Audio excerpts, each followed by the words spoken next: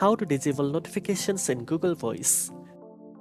First of all, open the Google Voice app on your device and make sure you are signed in with your Google account.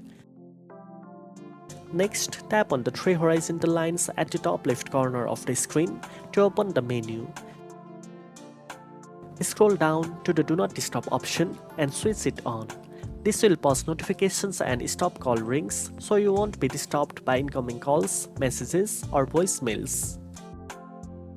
Additionally, check your phone system settings to make sure Google Voice notifications are disabled. Go to Settings, then Apps, find Google Voice, and turn off notifications. This ensures that all alerts from Google Voice are completely silenced on your Android device. Now you know how to disable notifications in Google Voice. If you found this video helpful, don't forget to like, share, and subscribe for more tech tips. Thanks for watching, and I'll see you in the next one.